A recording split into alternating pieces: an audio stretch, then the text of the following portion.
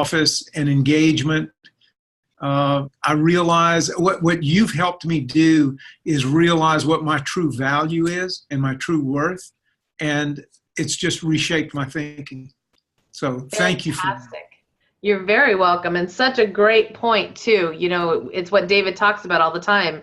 I could be home. I could go spend my time at this low paying, no paying gig, or I can stay home and keep prospecting, keep making relationships with ones who are going to pay me my full value. And what's the opportunity cost? So thank you for sharing that.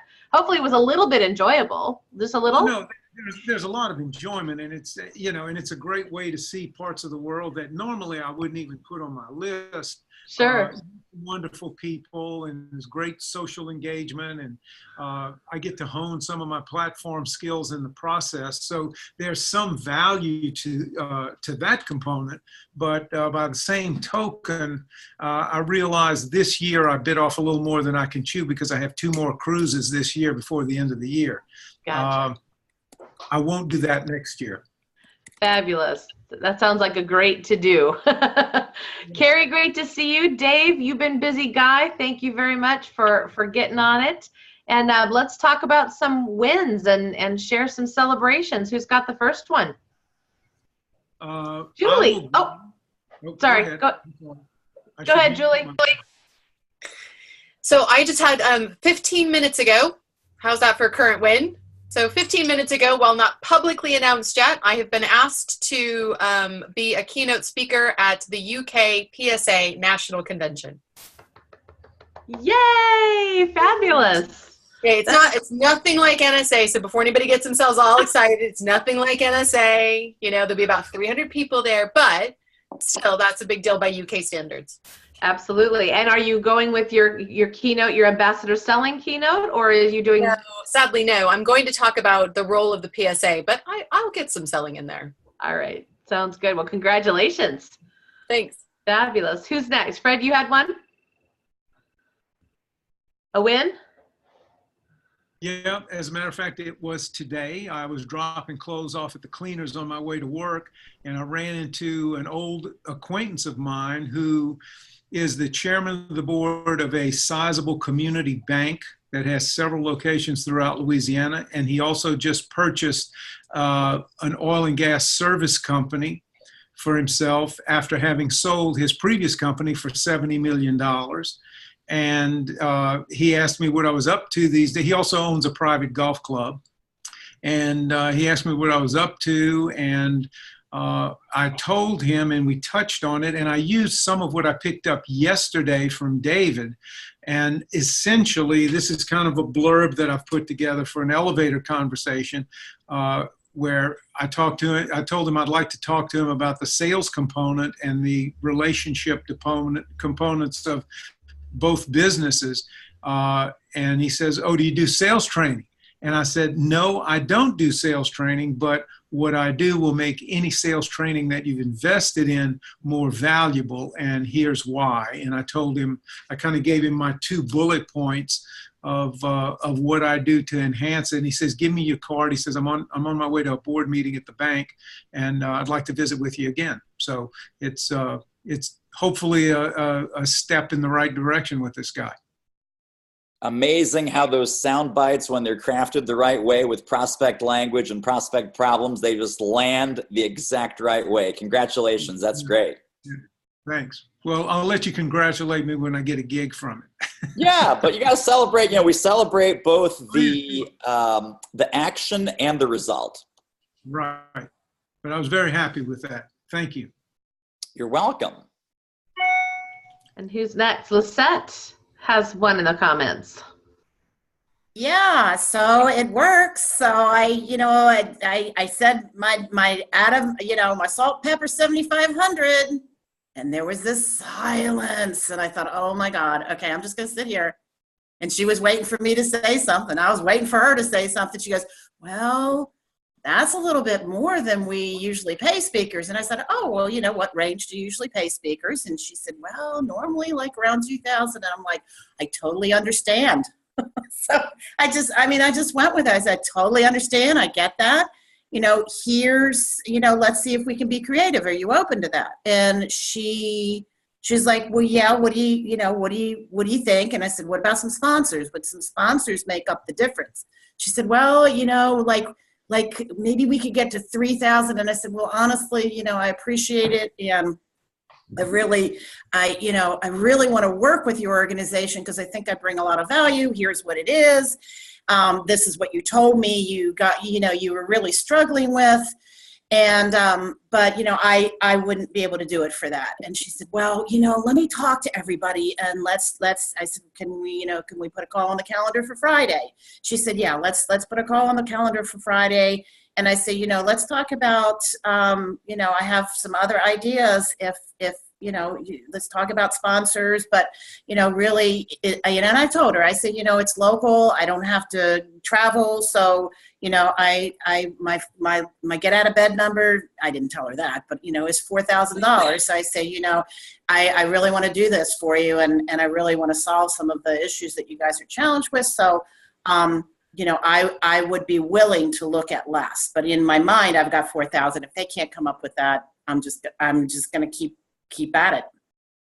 It's tough. That's tough because 4,000 is 4,000, but $3,000. I feel like it's September. There's a ton of conferences, and I'll just be setting $3,000 aside for one that I could be getting 10. That's right. That is right. Exactly right. That's not only the right mindset, that is the correct mathematical reality. That is the actual correct mathematical reality. So, we can get emotional about the money piece, or we can look at it as a math problem. And the folks that are very successful in this business are all about the math problem. How many at what fee to get me to my goal? Just like we talked about, you get to decide your niche and your target market. You get to decide proactively. You also get to decide what your financial targets are. And then it's super easy to get there. Stick to your guns. Stick to your standards, and you will get there much, much faster than if you cave on price or start playing games or let your mindset weaken or any of those things. So that's a huge, huge success. Absolutely. Love that. So who else had one? I saw Patricia's hand, and we also have a couple things in the chat here, but let's go with Patricia next. I just want a quick shout out and thank you again for the work day yesterday. It was the first time I'd ever navigated on Facebook like that. So thank you for bringing me into this century. Thank you for all of your help. And it was very helpful to get clear and focused and unstuck. I appreciate it. Thank you. That was our co-working day that we had many people sign up for, but only a handful participate in. So next time, we want to see more of your smiling faces on there. But it was the right group because they did the work. All right. Excellent. Other celebrations before we get to our Q&A. Dave, go ahead. Well, first of all, Randy Double Dog dared me, and a young woman who I don't see here today bet me that I wouldn't do it. So instead of sending out 10 emails, I sent out 12. And now I have to say one thing. One of those emails went to a friend of mine who has ambitions of becoming a professional speaker himself. And he wants to be a Tony Robbins guy where he has big crowds of people and jumps up and down and everything. Completely different style than I use. Right. But he wrote back to me with some really good suggestions about the content of the letter that I'm going to incorporate. Another thing that happened was I mentioned to a friend of mine who is in the real estate business that I was going to be sending these letters out. And he said, send one to me. He said, I'll show it to my boss because my topic was overcoming procrastination. And he said, we have a lot of talented people in this office who waste a lot of time gossiping, standing around the water cooler kind of a culture. And he said, I bet you, he said, I can get you a gig in here. I don't want to get off topic, but I do have a question about pricing that I'd like to address before the end of this call. Yeah, no, we can circle back to that. And I think Morgan will just pop you in the queue. But great job on the conversation. Great job on the 12 outreaches.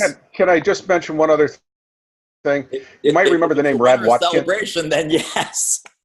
This is a celebration. Rad Watkins is just completed the program. Yep. Yep. And he and I are working together as accountability partners.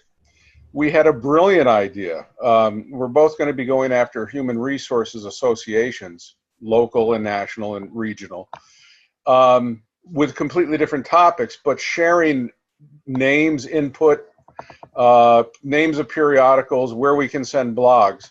In other words, we're going to be working the same market together, but from completely independent perspectives. And I just think, I think that that's going to make us both an awful lot more productive because we're sharing ideas about the same associations. So. And so that might also fall into your before, with, and after networking, right? That if you guys are a posse, and maybe even bring one or two more people into that, if you're pursuing the same markets with non-competing topics, you know, if they need Dave first, then they need Rad. They need Rad first, then they need Dave, then they need someone else that does a third thing. That's the whole concept behind that before, with, and after networking strategy that we have in the training for you. Yeah. So, yeah. But thank you. Randy, talk about your no that became like an anti-celebration, or a celebration of a no that turned into something better. Well, I don't know if it's going to turn into anything better or not, but it's somebody I don't have to keep pursuing now, which is a good thing. And they said it was through the Air and Waste Management Association. They said, our technical committee invites all of our speakers to come. I said, I understand this is a non-technical topic, but your members would benefit from, they would be better technical members by listening to what I have to say. And then I asked a question about who they use as far as meeting planners go. And I haven't heard his reply back on that one yet, but I'm trying to keep the connection going to see if there's a referral they could send me to. And, and also trying to say, just change your mindset that says, you can, there are different ways to be better at what you do technically. Let me put it that way. Right. No, I love that. Well, and also, by the way, I totally agree with you that no's are awesome, because yes lives in the land of no. And no means that you're asking. No means that you're connecting. No means that you're inviting people to a conversation about how you can help them. And this is just like baseball. Sales is like baseball, that if you can be batting .333, you're in the Hall of Fame. What does that mean on a day-to-day, week-to-week basis? That means you have 10 conversations, 7 will say no, and 3 will say yes.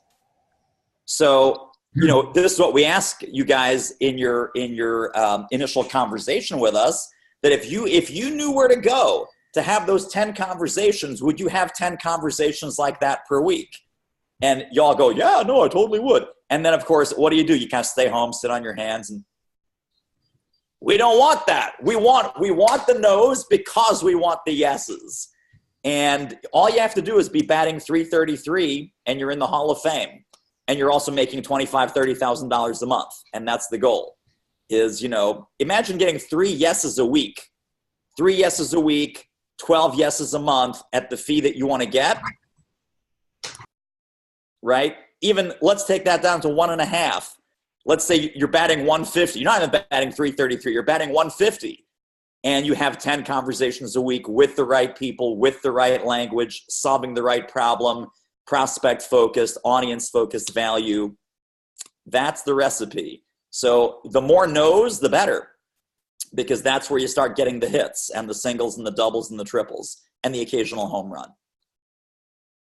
All right. Do we skip anyone with successes, wins, celebrations? I don't want to skip anyone. If you have one, Julie. Well, this is just a celebration of Party of One, in that I finished all the modules. And so now I get to go back, and I really want to reread modules 5 and 6. Those are my favorites so far. Okay. And I sent out my first letter of agreement yesterday. Thank you for your sample. I love the open and close that is on it. And they sent it back to me right away, like the same day. Whoa, and what was that for? What kind of program? It's for doing and presenting at the annual meeting of their LGBTQ group. Okay. And did you put a price tag on it? I did. I don't want to say it. It was the one I lowballed. This was my first attempt before I even signed on. But thanks to you, I knew how to follow up and do the process. And then they called me. It's all been email mostly, aside from the consultation on what their needs are. Sure. But they called kind of in a panic because they're having their full company annual meeting this week, and they're not sure they can get a check cut for me within the 10-day time. Tell them you'll take heavy bags of cash. Yeah, well, they're going to try. They just said, would you take a credit card? And I don't. I just take checks right now. So. Well, that might be something to fix, right? You get a merchant account, or you do the PayPal virtual terminal, super easy. We take payment in anything. We take payment in coffee beans, seashells, wampum, Bitcoin, credit card, check. You guys know this, that we will happily. It's like, how about potting soil? Sure, back up the truck, bring the potting soil. If it's got financial value, you want to make it easy to do business with you. Seriously. You want to make it as easy to do business with you. And if you get 1 or 2 clients saying, hey, can I pay with a card? The correct answer should be yes from now on. I need to get a Square or something where... Yeah, that works. Square, Stripe, or even PayPal virtual terminal. All of them super easy. I mentioned PayPal to them, and they didn't respond. That wasn't something that they were familiar with doing. PayPal also has the little credit card processor swipey thing that connects to your phone. So that's what I'm talking about. If you have a virtual terminal, you can still be on site with the little swipey deal. Okay. How much does that cost, the virtual terminal? It's just a little thing that connects to your phone, and they usually send it out free when you have the virtual account, the merchant processing through PayPal. Okay. So, and I think processing rates are around 3.2%, something like that. So not much higher than traditional credit card processing. So I'll do that today. Yeah, there you go. Easy to buy, easy to buy, easy to buy. All right. Very good. Let's go to our questions then. And also, we will do the breakouts. Morgan, are you ready for little breakout action if people want to pop into Teresa's breakout room? And again, just to remind people, why would you want to go in Teresa's breakout room? Because she's so much nicer than I am. I mean, that's number one. And then number two, any sort of stuckness, any sort of overwhelm, any sort of indecision, strategic blockages, tactical, not quite sure what to say, what to send, how to get the sales process rolling, any of those kinds of things, Teresa is absolutely brilliant at. Even a little bit of kind of shaping your messaging before it goes to Allison. You want to run some things by her, feel free to do that. And that is a great use of this extra time with Teresa. And if you want to stay here with me, we'll talk about strategy. We'll talk about your overall marketing mix. We'll answer the questions that people submitted. So all of that is good too. And of course, you can switch back. You can pop out to Teresa, work with her for a little bit, pop back into the main room here. We'll keep on keeping on. So either way.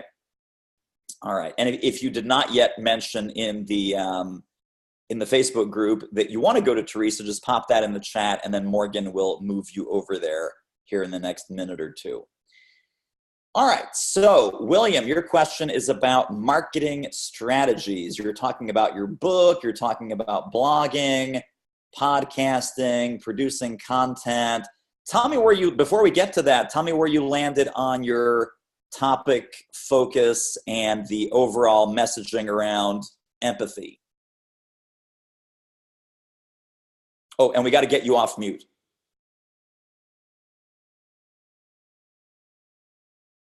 Is it working? There you go. Perfect. Okay.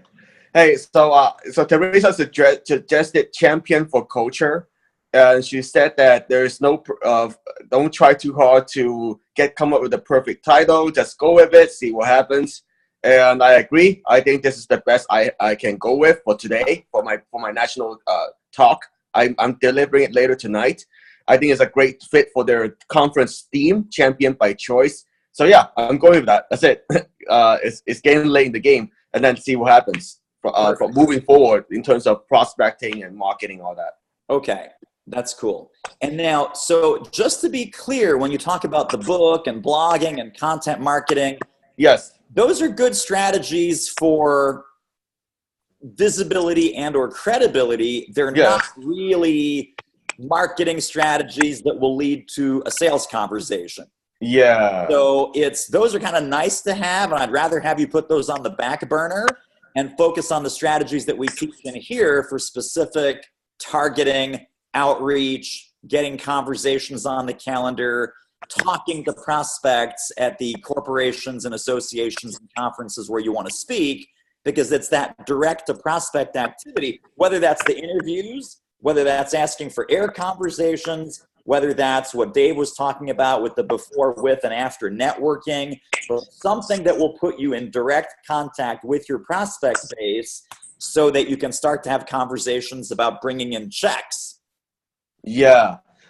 So that's the thing. I'm not sure what's the right balance for my priority. I agree that I need to spend more time doing outreach. I've been really bad, not even close to putting enough time. Right. But I feel like do I need, based on my current website, do I need some articles? Because the thing that you mentioned, and I believe I need to find the right balance, is the tangible sources of excellence.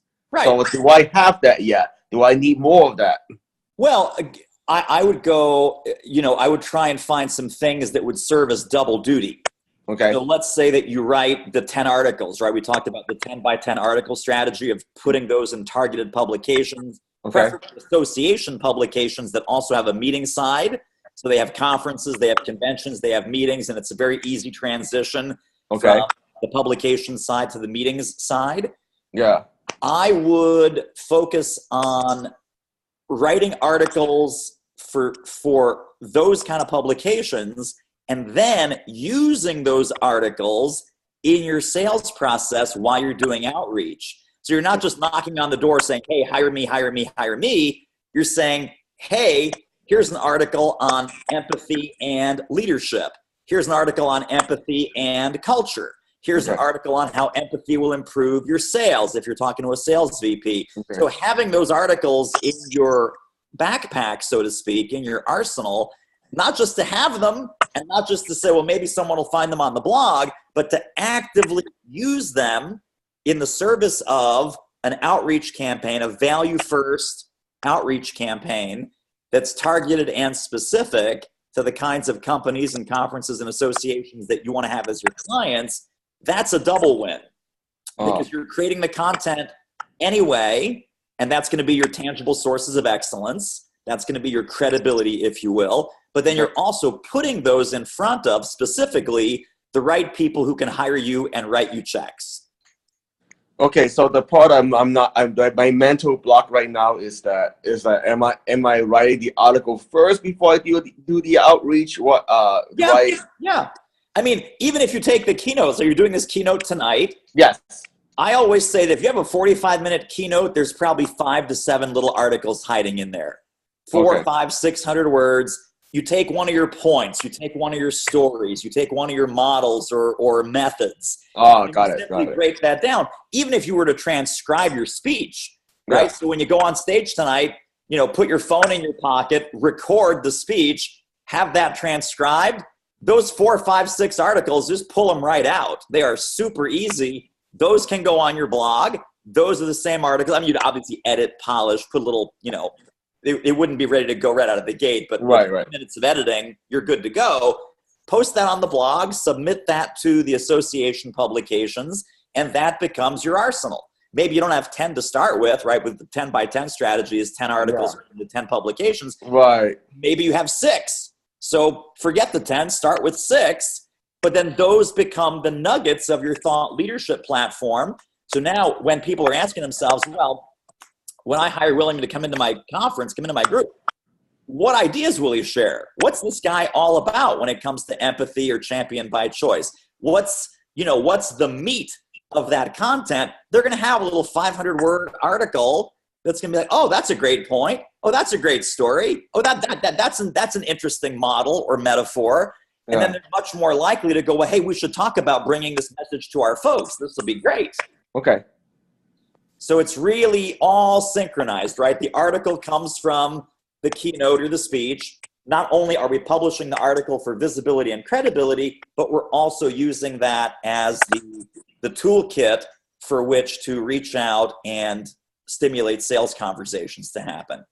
Okay, so when I do the outreach, am I using that template that says, oh, I saw this conference, ABC, it's going to be October 2018? That's the door opener, but then when you want to follow up with the value, you know, a lot of people say, well, what do I follow up with? What do I say after I'm connected with the right person? That's when you start sending these value items. And if you look at Module 6 has the whole sales process, which can be super simple, like the one I showed you, two extremes. One is on 6 index cards, where it's like, send them this, and then send them that, then call them on the phone, then check in, and then, so it's 6 index cards, all the way to the big, massive spreadsheet that might have 10, 12, 15. Yeah. And it just depends on your preference of, you know, how much you want to add value and act as if you're hired before you're hired. Okay. Thank you. You're welcome. So Sandi, you are stuck with what? How do I answer the exercise questions when you're starting? So the buyer persona is not necessarily people who have bought from you in the past. It's people that you want to have as your buyers. So it's your target market. Part of that's going to be your listening campaign. Part of that's going to be doing some of the Google research that we talked about last week about, you know, what are the problems, urgent, pervasive, expensive problems, challenges, heartaches, gaps that people have when it comes to your area of expertise. And just learning to speak prospect language about prospect problems, even without having had any contact yet with the buyers or the prospects, but knowing their language, knowing how they articulate these problems that you're brilliant at solving. So tell me where you are in that process, just of the research and the marination and sort of listening to what's going on in the marketplace when it comes to your area of solving the problems. Okay, so I just finished getting through the videos for 1 through 6. Mm-hmm. So now I'm going back through. I had started on 1, and Teresa had suggested just to view the videos first and then go back, which was a great suggestion. Yeah. So I am back now on working on Module 1. So I'm just beginning with the research process. I have a huge background with business and academics, but I know academics have no money. So I'm focusing in on the business aspect. And my topic is, I think I've narrowed this down, is that I want to work with emotional intelligence plus entrepreneurship and how they're linked for companies. Wow, and, that's interesting. Yeah, and I think that, you know, that's a much better niche than EI by itself and than entrepreneurship by itself. Right, right. So now we again, can there's a link million of those people, and the magic is in the overlap. Correct. Okay, good. So now that I think I've got that finalized, now I need to try to figure out my market, who I want to focus on.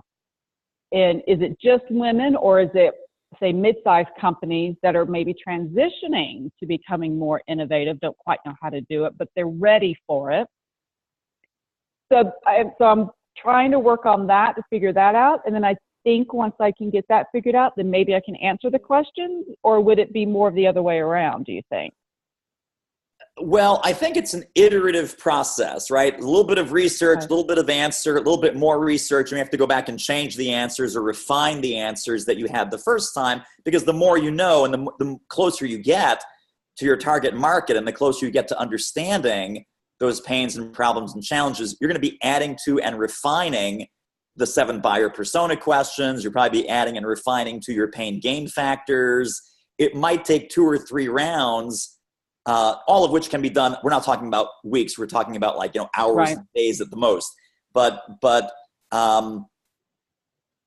it's like peeling back an onion, right? So it's like you peel back the onion, like, oh, I didn't realize this was in there. Okay, so let me dig back under that. Peel that away. It's like, oh, wait, there's a whole layer behind that, and I should be talking about that as well. And then you have more of a 3-dimensional view of what they're wrestling with and what they want and what they need. and how they're looking at the problem, how they talk about the problem. Because some of the language, this is so important for everybody. The language that we use will do one of two things to any prospect, any buyer, any corporate executive, any meeting planner, any association person. It will either attract them or repel them, period. There is no language that you're going to put out there that they go, yeah, you know, maybe. It's either going to be, wow, this is great, or hell no, next. When you use commodity language, meaning consultant speak, jargon, $5 words, you know, we help people with these psychosomatic, psychiatric metrics of the corporate culture and, you know, engagement quotient of their frontline managers and supervisory leaders who repel. What the buyer says is, okay, here's another talking head consultant. Here's another person who doesn't get what I do. Here's another peddler, right? Another witch doctor selling their what do witch doctors sell? Snake oil. I'm just like they're charms. You don't want that. Yes. So when you speak visceral, what I call kitchen table English, the way that they talk about this, think about the CEO going home to his or her family. They're sitting there at the kitchen table. Honey, how was your day? Oh my God, if I have another one of these politics, bullshit, and turf wars kind of days, I don't know what I'm going to do, right? Eliminate politics, turf wars, and BS. Okay, now you got me. Now it's like, yes, this person gets it. This person's speaking my language. I was just saying that at the dinner table last night, that I'm sick and tired of politics, turf wars, and BS. So when you use prospect language, that immediately resonates. They say, I've said that to my team. I just said that to my executive VP. That just came up in a board meeting. That just came up in our team meeting. Oh my God, this person must be reading our minds. This person must have installed video cameras in our meeting room. They must have installed listening devices into our telephones because we talk about this problem all the time. Now, here's the irony. Here's the shame and the waste of this. The problem that we were using those $5 words about the psychosomatic, psychometric, you know, psychological deep dive, organizational development quotient of blah, blah, blah, blah, blah. It's the same exact stuff that you talk about with completely different language when you say, wouldn't it be great to stop the politics, turf wars, and BS in the office every day? But you're using their language, not yours. You're using prospect language, not jargon, not buzzwords, not consultant speak, because that has a repulsive force, right? It repels them, as opposed to an attractive and effective marketing message where they go, finally. Remember, even the 7 buyer persona questions. Question number 7, what will set you apart as the at last solution? The at last solution is, oh my God, here's a consultant, here's a speaker, here's a trainer who actually speaks plain English, who knows what we're up against and who knows how to fix it. What you're trying to convey with all of your marketing really is those two things. Number 1, I know what you're up against. Number 2, I can fix it. Now, when people are so articulate and so tuned in that they're using that kitchen table language, and they're like, oh my God, I just said that to my VP. I just said that in our team meeting. Right? That immediately assumes that because you know the problem so well, you must be expert at fixing it. So the halo effect of that clarity and that kitchen table English is finally, here's someone who knows what she's talking about and is not going to, you know, consultant speak me to death, and is not going to come in with the 7,400 question assessment, and it's not going to drop a 5-pound binder on my desk and say, okay, good luck solving it. Consulting project is over. So it's things like this that make all the difference. It's not even what you do. Like when you walk in their doors, what you do in both these cases can be identical. It's the way that we talk about it that gets us hired, that gets in the door, that needs to be visceral, emotional, highly relevant, and highly specific to their problems, their pains, their heartaches, their headaches, their frustrations, their challenges. In the training, we call this the 6 o'clock head in the hands at the bar conversation, right? That if you're talking about employee engagement and culture and whatever, there's no CEO, there's no VP, there's no sales manager, there's no team manager that gets up in the middle of the night in a cold sweat and says, oh my God, I have a corporate culture and engagement problem and my team is not fully aligned with their mission and their vision and blah, blah, blah, blah, blah. No one wakes up in the middle of the night saying that. They wake up going, oh my God, why do I feel like I'm riding a herd on a bunch of kindergartners? Why do I feel that all we have is gossip, gab, and the grapevine? Why does this feel like I'm supervising playground recess instead of managing a company? That's what they say in the middle of the night. So if we can take some of that 6 o'clock head in the hands at the bar or 2 o'clock in the middle of the night language and say, by the way, these are the problems that we solve. Clients and audiences tend to hire Kerri when, clients and audiences tend to hire Ruth when, clients and audiences tend to hire Michael when they're experiencing one or more of the following. Ouch, ouch, pain, problem, headache, heartache. In my language, in my world, torn from the headlines, right from the boardroom, right from the office. Of course, the lawn guys are here, so I'm going to squirrel myself away back in the office. But that is just super important. And like I said, this has nothing to do with your content because your content can be the same. It's everything to do with the effectiveness and the attractiveness of your marketing language. So what's going to get you that first appointment? What's going to get you that first conversation?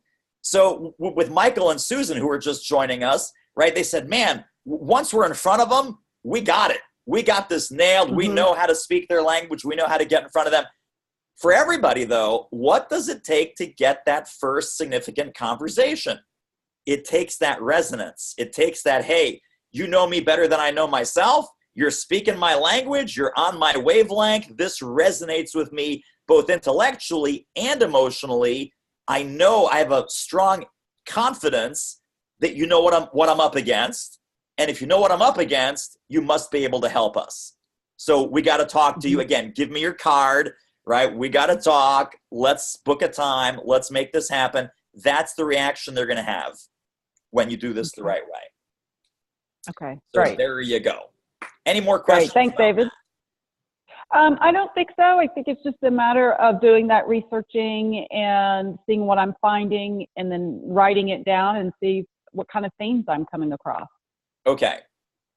Excellent. Yeah. Great. So Thanks, Kerri's David. next up, and I think we probably already demolished most of what we just talked about for Sandi's benefit, but what remaining questions do you have, or given what I just shared, how would you rephrase some of those sound bites or that verbal business card in prospect language for Kerri?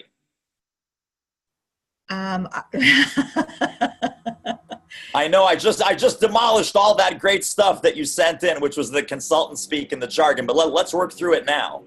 Well, I think the start of it is still pretty relevant. I help sleepless mid-market leaders under pressure to increase profitability, which is the words they're using. Pressure to increase profitability is one of their pain points. So saying that right up front, I think, is relevant.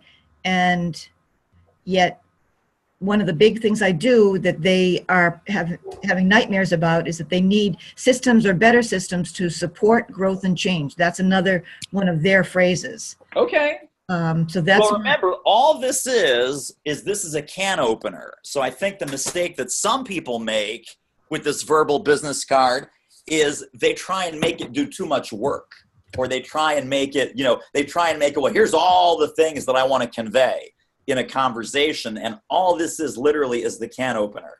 And then that's going to get them to, well, that sounds like exactly what we need.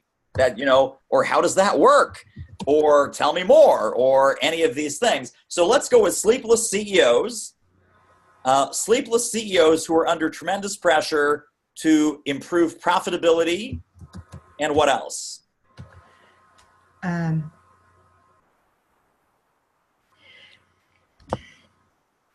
sleepless CEOs who are under tremendous pressure to improve profitability, and you said something else too. It's all about what I was thinking was the results is helping them to take strategies plus the systems that will actually support the growth and change they want, and the operational effectiveness, which those are big words, but it is the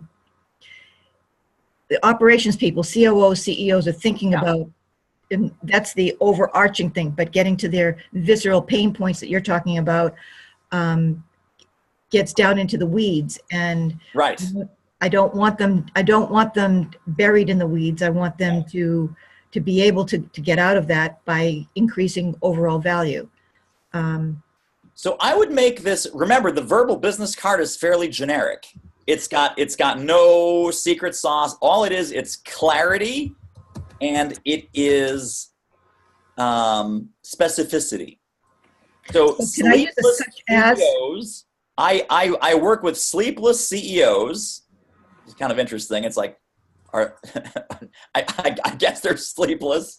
And let me talk about a danger of that in a moment, but let's go with sleepless CEOs to improve profitability, who are under tremendous pressure to improve profitability. All of that is the who, trying to get the subject verb agreement right. So I work with sleepless CEOs who are under tremendous pressure to improve profitability, to help them get out of the weeds and refocus on results. So as soon as you say refocus on results, right, the pain gain factor, all of those are restorative statements. So things like regain, things like restore, things like reboot, right? All the words, literally all the words, like, yeah, it used to be better and now it sucks, or it used to work and now it's broken. So even Michael and Susan, right, with the 11th hour project rescue, it's about get your critical projects back on track before it's too late. So get back on track is a restorative statement. Before it's too late is a restorative statement. So think about that. The pain gain thing literally is what's the outcome? Stuff that runs smoothly. What's the negative of that outcome? Stuff that's on the rocks and terrible and awful. How do I fix that problem? Restore, right? Get things back in line with where you know they should be, right? Start earning the money that you know you deserve. Love him or hate him, our president got a lot of mileage out of not make America great. Everyone's saying, oh, America's great, great country. He said, make America great. Again. Restorative statement. And Trump didn't even take this mentorship. I don't know. It's weird. I invited him in because he was struggling. He was only making $200K per speech. I was like, dude, we can get you to 300. But he wouldn't listen to me. Surprising. But that's literally it. That is the power of that restorative. Let's get back to where you belong. Let's get you back on track. Let's get you back with the success that you know you deserve. Let's get your sales team selling again, hitting their quota again, right? So think of all those rewords, Kerri, in your world, right? Reboot, restore, regain. So I work with sleepless CEOs who are under tremendous pressure to improve profitability. And what did we say? Regain? To get out of the weeds and refocus on results. That's right, to get out of the weeds. Thank you. Get out of the weeds and refocus on results. That's also nice. It has a little alliteration there with the refocus and the results. That is it. I mean, you got that nailed. That's $1 million verbal business card right there. And then from there, then you can expand it. Then you can show them the radiant consequences. Here's what happens when you get it wrong. Here's what happens when you get it right. And that's a whole beautiful conversation you can have with them. But now they're leaning forward. Now they're like, oh my God, she's singing my song. This is what we need. We have to talk. Okay. That's exactly the outcome I wanted from that question. Right. Perfect. And along the same lines, the other one, in terms of problems I solve, I came up with the idea that to encapsulate it, saying that I demystify operational effectiveness. Does that make any sense? My only concern with that, and you can certainly validate this, or even from your own experience, you can give me an answer right now, is if I'm a CEO or a president or an owner, am I going to feel a little bit insulted, like you're calling me dumb, that I'm mystified by my operations? I'm not mystified by my operations. I know they're a mess. This is why I'm calling you. So it's not like, I'm mystified by my own operation. Do you think it would have that negative connotation, or they would not take it that way? I think if they were having a bad day, you're right. They're going to be, their egos will be bruised and they're going to turn me off. You're right. I was trying to say that, look, I can help clarify this and get you, not just, because people talk about efficiency and productivity, but that's only one piece of it. I'm talking about the effectiveness because it should be long-term. Yes. Oh my God. Well, so there is a critical piece, right? I'm not talking about a one-time fix or a quick fix.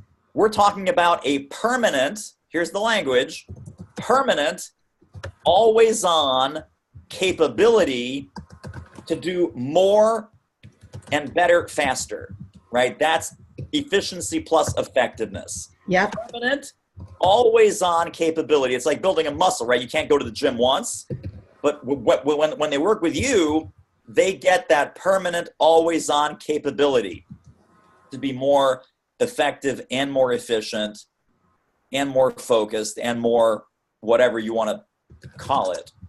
That is huge, because a lot of times folks will come in under this guise and they'll say, here's a quick fix and here's an easy trick, and then those folks may be better for a week, but then once that consultant or expert or speaker leaves the building, they slide right back. It's here's what this is about.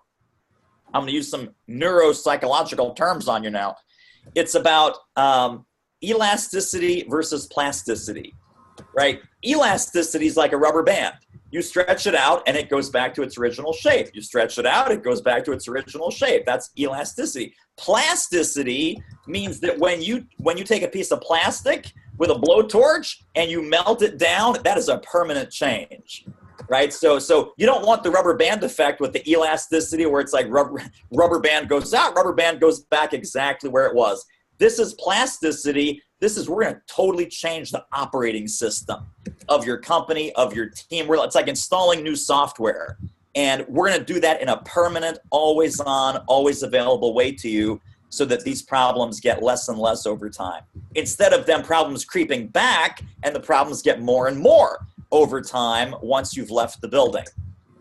And by the way, this applies to everybody. This applies to all y'all. So Mike is using this, Ruth is using this, Dave is using this, Patricia's using this. This is a permanent, this is not, we're not having a nice day, at the ranch. This is a permanent thing that we are moving into a new phase and a new stage of personal and professional and organizational effectiveness. After they hire you, there's a new sheriff in town and things will be different from now on. Got it. So there you go. So going back to the top of that gets into the full description, but when I'm saying, I'm trying to lead into the different bullets with this. So what's my one? So you're talking about a verbal conversation with someone? Well, I'm thinking about the first email. I'm thinking about that first email in LinkedIn. Yeah, well, the first email I wouldn't worry about the bullets, because I think the conversation, every conversation, is much more about questions, right? And about what questions you're asking, how you're doing the diagnosis. Our entire sales methodology is based around diagnosis, prescription, treatment, outcome, right? So the diagnosis is a whole bunch of questions, right? What's going on with this? How's this working? Why is that not working? And what else? And what else? And what else? How else have you tried to solve it? Why hasn't that worked? I mean, it's almost like the 7 buyer persona questions are also really a skeleton outline of a sales conversation, right? What do you hate about even addressing this issue at all? Oh, it's a lot of work. We've tried this before. Nothing has ever worked. It's all just Band-Aids, and we always end up with the same problems and the same behaviors and whatever. Okay.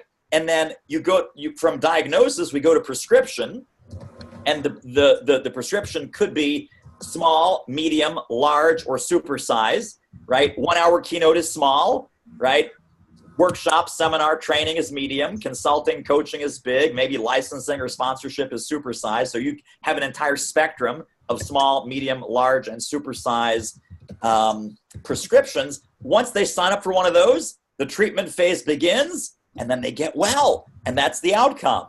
So, right now, I wouldn't worry about when do I spit my bullets at them. It's how do I take those bullets and convert them into questions where I get to hear from them what's their experience about that first bullet or topic area. What's their experience in that second bullet or topic area? What have they tried and what has failed miserably in this third bullet's topic area? And then you can say, well, it's interesting because I work at the intersection of A and B and C, and to solve all of these problems that you're just sharing with me, including problem 1, headache 2, pain in the butt 3, challenge number 4, we have a program that looks at that in a totally holistic way and makes all those problems go away.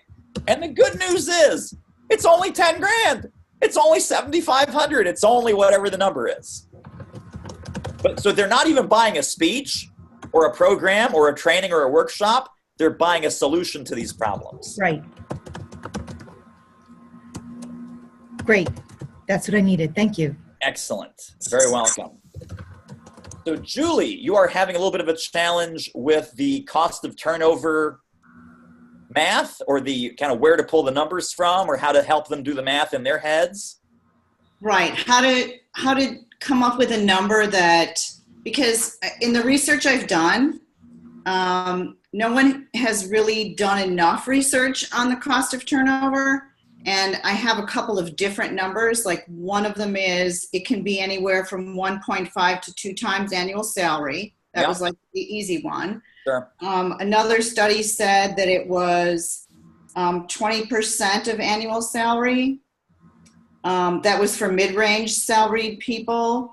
For high level, like 100K plus, it could be more than 2 times the cost. Mm-hmm. So I'm looking for a number that I feel like can be conservative, but will still make an impact, so that it can sound believable. Because I don't know that I wouldn't worry about believable, because wherever the sources of this information is coming from, I think in this case, reality and validated is much more important than believe. They might not believe it, but it's true. So it almost doesn't matter. Well, that's not really believable. Oh, really? And then, you've got the research to back it up. One way to look at this, though, is if you combine the hard costs and the soft costs, and maybe your research, you've seen some of those calculations that there are hard costs, like actual dollars out of pocket, like how much I'm going to pay a recruiter to replace a $200,000 VP. That is 30% of that person's first year salary. So right there, that's 60 grand out the door that I'm literally writing a check for $60,000. Then, how much training did I put into this person? How disruptive will it be for my other $200,000 executives to fill in for this person while we're doing the search? So what's the bandwidth there? 20% of a $200,000 person is $40,000. And if I'm spending 20% of my time doing Bob's job because Bob just left, right? It's like, okay, now my effectiveness is diminished. If it's in a sales role or a customer facing role, will I lose customers? Will I lose business? Will I lose loyalty? Because so-and-so is going to take some customers or clients with him or her. The best one I've seen, let me copy this into the chat here. You can do some research on this too. I did find another one that said 6 to 9 months of that person's salary. So, but this really depends. I mean, it depends if it's an hourly person, low level, mid level, high level, right. And you want to have a range of options. I guess my question back to you is, even with the most conservative, most quote unquote believable numbers, isn't your fee that you're asking, isn't it like infinitesimal compared to this if you've got several hundred employees and whatever the, you know, number of employees that they lose each year times this number that you're finding? Isn't the lowest number even at least like $100,000? I'm assuming your speaking fee is not $100,000. No, I could be wrong. not yet. Not yet. So have a look at this link that I just put in the chat. Okay. And that kind of gives you it's kind of a summary of all different sources, all on one nice screen, where it could be, you know, for hourly people, it's this. For salaried people, it's this. For low-level people, it's this. For salespeople, it's that. And it kind of gives you a nice conglomeration or a nice buffet of things to choose from. Obviously, depending on the kind of person you're talking to, you know, if it's a blue collar, like let's say it's a factory or a plant manager, and a typical factory worker makes, you know, $65,000, $75,000, that's the number you would use. So we always use the prospect numbers. We never use our numbers. We never say, oh, well, Sherm says this, but this recruiting firm says that. And no, tell me your number. And at the bottom of this page, by the way, is a calculator. You say, okay, well, what's the salary of the person that you want to replace? And how many of these people are you losing every year? Oh, well, it's, you know, we're losing about 5 $80,000 employees every year because of turnover. Okay, so you put in 80,000, how many? 5, and it will spit out the math, and you go, oh my God, that's not good. That's what I need. Yeah. And just experiment with them. You play with that little cost of turnover calculator that's on that link. And the most important person, by the way, to convince that this has deep economic impact is you. Once you're in tune with it, your certainty will transfer to the client. You know, I think there's a lot to be said, by the way, for any sales conversation can be characterized as a transfer of certainty. That you are absolutely certain they have a problem that you can solve. You are absolutely certain that you can solve it. And our sales conversation, our entire sales communication is about transmitting that certainty from our side of the conversation to theirs. So once they're certain that they're talking to the right expert that has the right solution that's going to solve this problem once and for all, price becomes irrelevant and competition becomes irrelevant. You become the one and only must-have choice. If you can do a good job with that, there's no other sales gimmicks or sales tricks or goofy nonsense that you need to worry about. But we have to buy it first. We have to buy that level of certainty first before we're able to transmit it to an actual decision maker. Well, I think one of the things I struggle with a little bit now that you've gotten me thinking about my own uncertainty is that I'm really I'm talking about trying to get a whole organization behind the idea of an inclusive culture. And you know, further down the road, it becomes a turnover problem. Oh, no, you can look at all, oh man, I would say diversity and lack of diversity and inclusion is even more urgent than turnover. You don't need to wait until they're fired or leave or, you know, we're talking about reputational damage. We're talking about lawsuits. We're talking about wrongful termination. We're talking about a PR disaster. You can monetize the lack of diversity and inclusion way easier than you can monetize turnover. Turnover, there might be more research, but even if you look at, you know, the cost of some of these lawsuits and the PR damage and reputation damage and all kinds of horrible, horrible things that are in the headlines on a daily basis, that's something that they're terrified of. They are terrified of showing up on the front page of the New York Times, USA Today, Wall Street Journal, saying so-and-so is, you know, company X, you know, just been revealed to be, you know, horrible, horrible gender bias. You know, gender bias at Nike. You know, racist hiring practices at company X, you know, Wells Fargo. Let's just bury Wells Fargo Bank once again, because why not?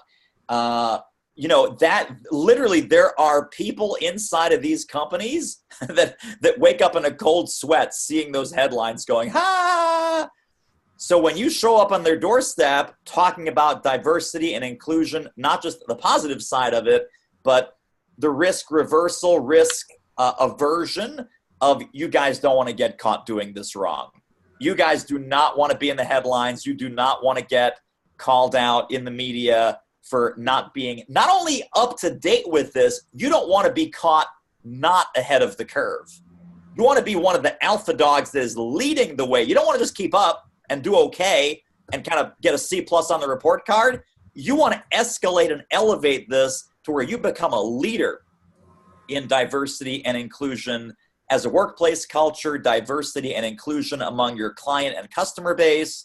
The other thing I would look at, which I know is a proven thing because we've had folks in the program that have also looked at this, is look at the minority, again, whatever that means, LGBTQ, gender, race, age, whatever, in marketing, right? So marketing to 55 plus, marketing to the Latino community, marketing to the Asian American community, all these niches that are, these companies are spending billions of dollars on this in an outward facing customer getting sort of way.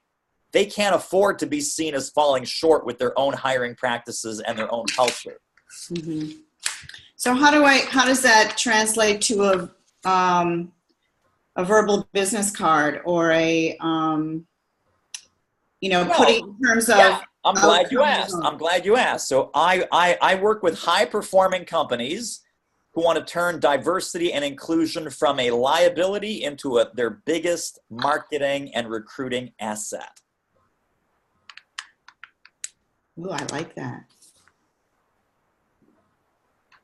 Okay. Or some variation. I mean, noodle on that, but that's the bones of it. And as soon as so now we're getting two conversations are being stimulated. One is like, whoa. Biggest liability? Oh yeah, it's your biggest liability. Didn't you know it's your biggest liability? Huh. And then you talk about all the pains, problems, heartaches, headaches, challenges, lawsuits, PR damage, marketplace, image, all this stuff. And then, biggest asset. Well, what would that look like? That would look like employer of choice, be the alpha dog, Fortune 50 most respected companies, being the top of all these lists, and really leading the way, not just because of your products and services, but because of your hiring and people practices. How do you like me now? Is how you end that conversation with them. How do you like me now? Do you want to bring me in now or tomorrow? And they're going to want to bring you in now. All of this is about immediacy also for everybody. So you don't want to be in that nice to have category that, yeah, someday maybe we'll fix this, right? This is about before it's too late, like I was saying for Mike. Before it's too late, get back on track. The image that you want in their head is their airplane is crashing into the mountains and you're about to jump in the cockpit, grab the yoke, and pull up the nose of the plane before it crashes into the mountaintop.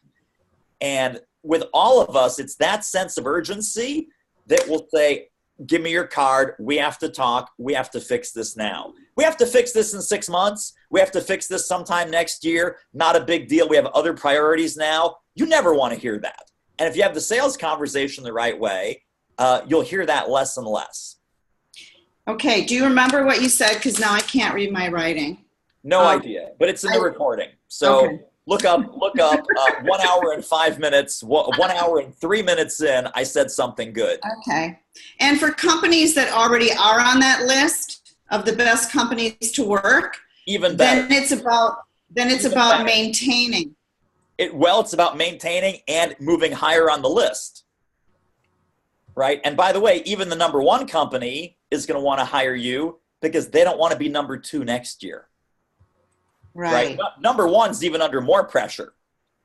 So they want to maintain their high score. They always want to get ahead and stay ahead further because there's new companies and, there's new competitors nipping at their heels every single day. So it's never static. And the best companies know that it's never static.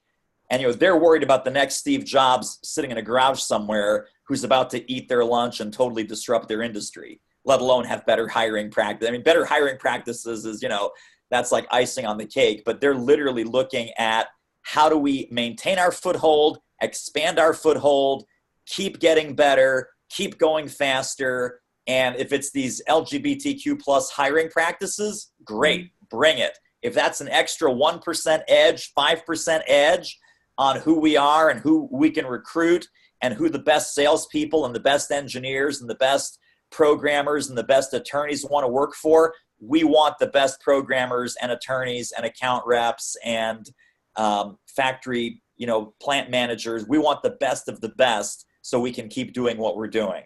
And if you don't have an LGBTQ friendly workplace, you're not going to get the best of the best. You are going to get the second stringers.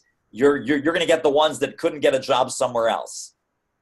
Ooh, ego. That's really, really good. Thank you. Excellent. All right, so Ruth, because I have a universal sounding title, does that mean I could market it anywhere? Oh, this question makes me sad. I'm about to get sad. Okay. I'm about to get sad. David, right well, David, I'm looking at things from 2 vantage points. One is that I can help companies get everybody with better brain function all day long, and that's the company. And separately, there's this is a really cool keynote that's one of a kind, that's really insightful, that's really fun and entertaining, that everybody would love, whether or not the company is appropriate for helping them with their brain function. For people who don't sit all day, they don't need as much help. It's the people who are sitting down and have a lot of pressure. Those are the people I can help. But everybody else, they would love to know about, gee, what's behind all this? Isn't that cool? So just to make your life easier, so you're not trying to boil the ocean and literally market it to everybody, which means you're marketing it to nobody. Right. I would research and do some validation on what types of industry, and specifically what types of industry associations, because you identify the industry and then you figure out where do those people go for association meetings and conferences and conventions and so forth.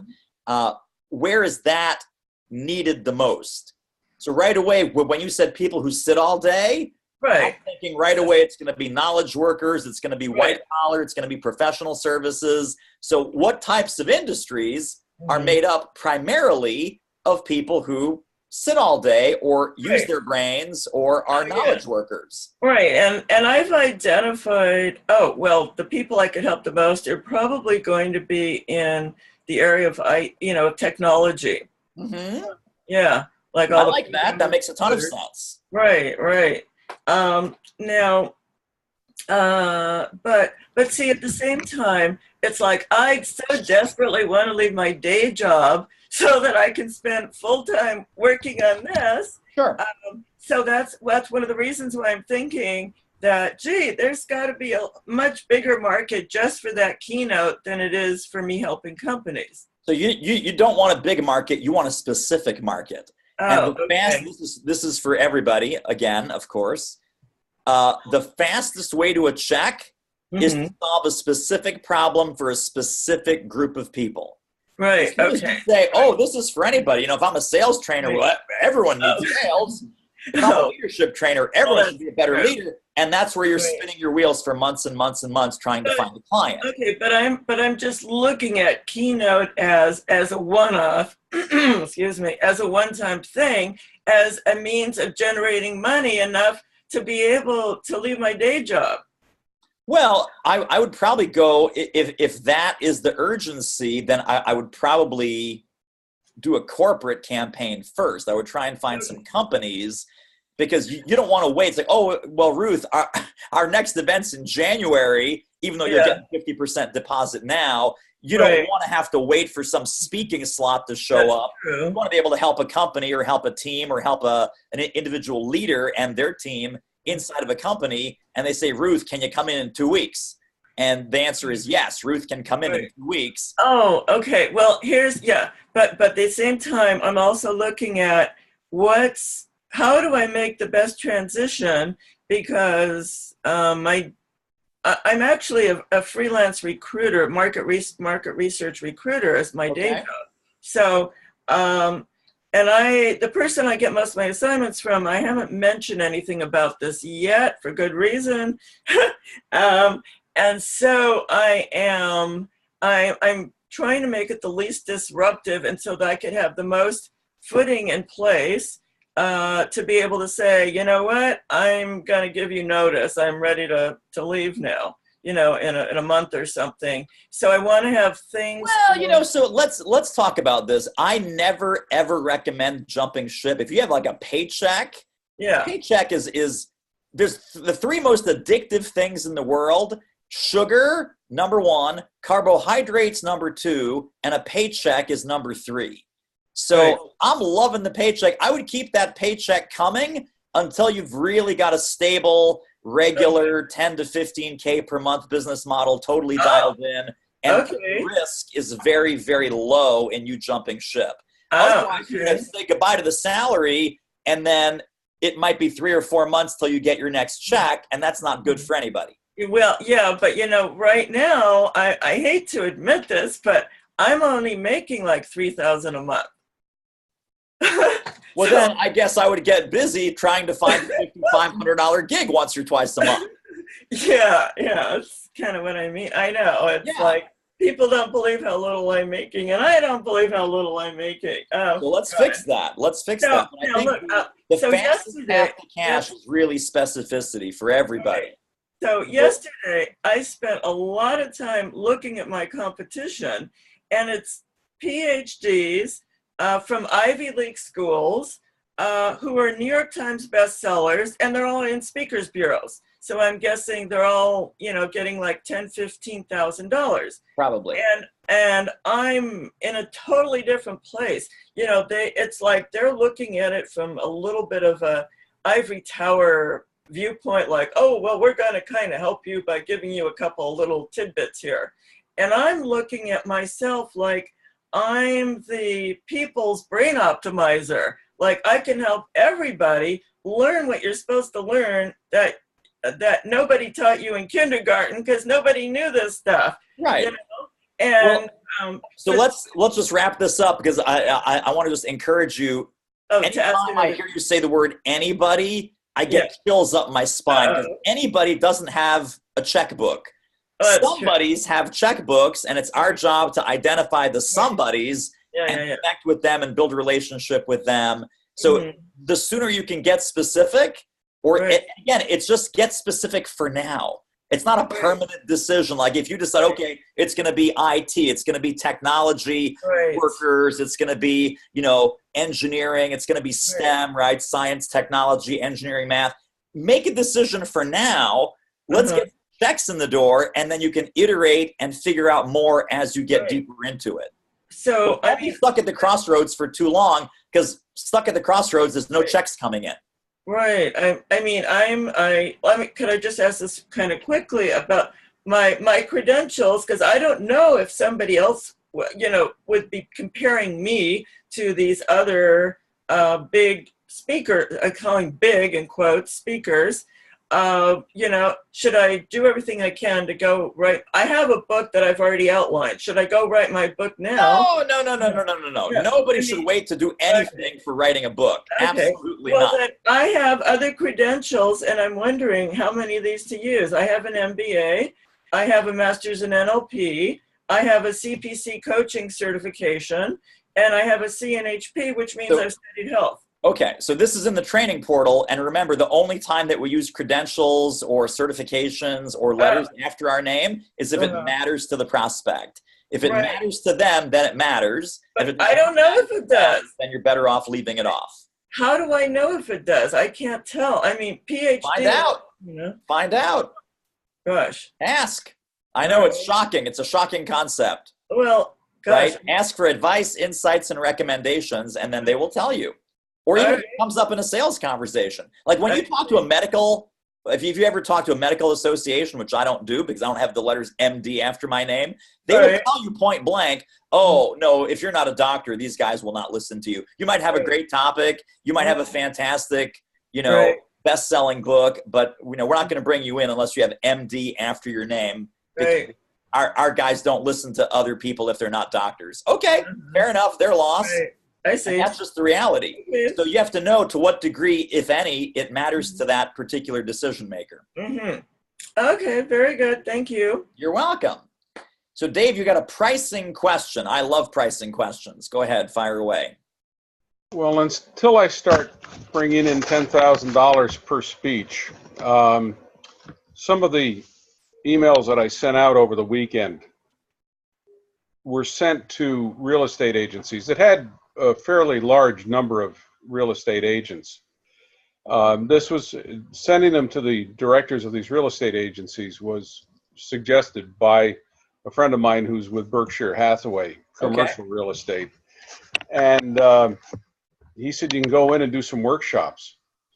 Now, I don't think I can go into a local real estate office and say, I want $6,000 for a speech. How do you price a workshop, on a per person basis? No, you can totally charge a local real estate office $6,000. Okay. Yeah. So my first gig ever, and again, let me underline first gig ever, was in January of 2002 when I went out on my own as an entrepreneur in January of 2002. And it was for a real estate office, and it was for a time management program. And that was it. They had the money, they had the need, it was relevant, and boom.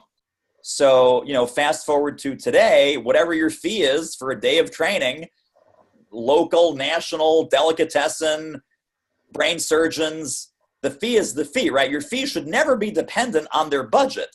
If they go, oh, Dave, we only have, we'll pay you $500, your answer is thanks, but no thanks, right? If they don't have your budget, they're not a client. They're not your prospect. Okay. But there's lots of places that if they really have a need, they'll pay, they're not, so when you said, where I thought you were going with this is, will the local real estate office pay 10? And I would tell you the local real estate office probably would not pay 10. An association might pay 10. But a local real estate office, kind of 5 or 6 is going to be the top of the range. It's not going to be ridiculous. It's not going to be insane. It's going to be the top of the range, like a nice entry-level Mercedes. You're not flying a private jet quite yet. Okay. But it's also, you don't want to go out there being the Yugo speaker. You want to be that high-end Lexus, low-end Mercedes. Gotcha. Can I ask a follow-up on that? Sure. If I get a gig booked with an office, can I talk to other real estate agencies and make it available to them at the same time and provide my own venue? I wouldn't do provide my own venue. I would ask them, do they have other real estate agents, other real estate offices in the region that would like to split your fee? And then you pick one of their offices, whoever has the biggest conference room, and then you do it at the biggest office's facility. Okay, thank you. And they all kind of chip in for whatever, the food, the lunch, the whatever they want to do. Sure. Plus your fee, of course. Okay, thank you. You're welcome. And Julie, let's hear your verbal business card. Okay, there you go. Sorry, I had to move it to the other screen or I can't see it at the same time I see you. So I was kind of honing this. No, I've lost it again. There it is. There we go. Too many screens. I was honing this earlier. And so where I'm at right now, I'd like to get your feedback, is I help premium brands sell for lifetime value. It's okay. It's not, it doesn't have that lean forward effect. Like, oh my God, we have to talk. That's totally me. That's totally what I'm up against. So don't you think they're doing that already to some extent? Like, that's not a big shocker. That's not a big innovation. I don't know, not necessarily. So the longer version of that, or the alternative version of that, is I help premium brands spot perfect prospects, sell for lifetime value, and keep their customers longer. But it could be, if we look at the hot words, right? It's reducing churn, it's increasing revenue and value. Those are really what they're after. But I'm trying to put it into some kind of a short, succinct sentence that will have impact. So premium brands goes everything from cologne to yachts. And there's differences, obviously, selling premium cologne like Chanel No. 5 versus selling, a $17 million yacht.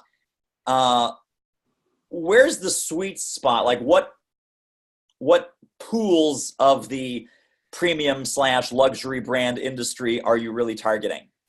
Anybody with recurring revenue. So, and with recurring revenue as a significant portion of their business. So, for example, I'm thinking premium brand. I'm thinking like Ferrari and Chanel, and that's not what you're talking about. No, probably not. Although it could be. I mean, I could absolutely go in and talk to them about brand loyalty and things like that. Give me an idea of a subscription service. Software. That's premium. Software, technology. See, I don't think they identify as premium. Premium. There are premium brands within that. Oracle is a premium brand, for example. HubSpot would consider themselves a premium brand. I'm not using the word luxury specifically. So you think in the software industry, I don't think they refer to themselves as premium brands. Even if they are, they might be positioned as the top dog, like Oracle is positioned as the top dog in the database and the ERP software. Microsoft certainly in the Office suite, productivity suite, HubSpot with internet marketing. So they are, we would call them the top players, if you will. I don't think they use the actual words premium brand. Like they wouldn't identify with that. Okay. So what I would say is top technology firms. Yeah, I don't want to limit it to tech though, because the majority of my customers aren't tech. So that is the. So give me some other examples besides Microsoft and Oracle that are subscription based. Well, not necessarily. It's not subscription based. It's that they have recurring sales. So they're more focused on. So for example, I'm going to work with the sales team on Thursday. They are an events company. So they put on events all over the world. They're a convention business is what they do. And, they are constantly upselling and trying to get those customers back the next year. So they're reselling exhibition booths every year. So they're a company that I work with. So is it really about,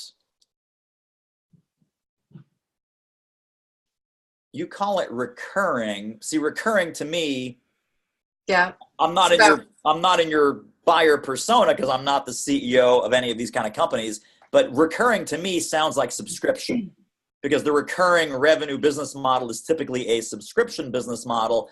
Trying to get specific with your language, are you really talking about repeat business, referral business, upselling, cross-selling? Is that more accurate? I'm talking about repeat, upsell, cross-sell. So reducing churn, getting more repeat business, keeping your customers longer, reducing churn. Those are all the things that I talk about. But all in that same wheelhouse of what I do. Basically, it's getting more from your existing customers, keeping them longer. Right. Keep your customers longer and get more from them. Right. So I would work off that word premium, but not I work with companies who want to keep their premium customers longer, sell them more, make each customer relationship more profitable, and whatever. And again, just validate that, kind of compress that so it really is resonating with your buyers. I mean, I think part of the value prop is perfect. I think it's a great niche. It's a great angle. Putting 10 to 12 words on it needs to be their words. So if they call it recurring, great. I mean, here's the deal. It's not recurring if they do it wrong, right? Yeah. When I have my Microsoft Office 365, that is a recurring charge. Yeah. They're going to keep billing me until I die or I tell them to stop. When I have my home heating oil company on an annual maintenance plan or a monthly maintenance plan, I'm paying them $49 a month, whether I use that service or not. That to me is recurring.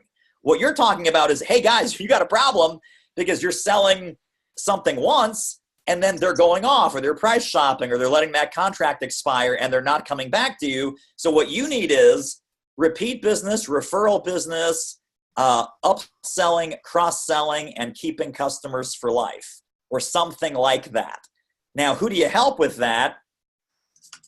It could be any kind of company, I guess. I mean, whether they're premium or not, but it's something like do more business with your best clients, or, do more business more consistently with your premium clients and customers. I mean, here's the other disconnect in my head around the word client and customer.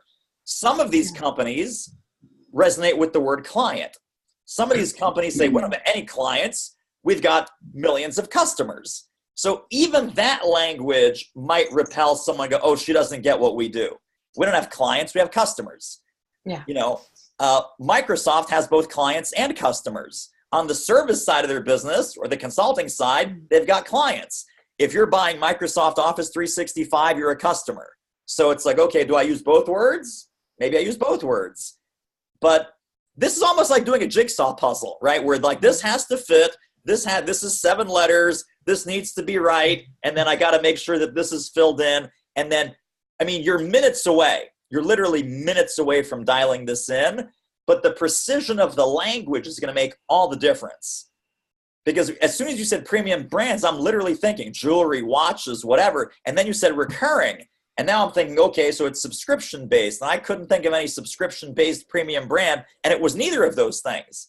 It was any company that wants to do more business with their best clients, period. And maybe that's it. I work with leading companies who want to do way more business with their very best clients and customers.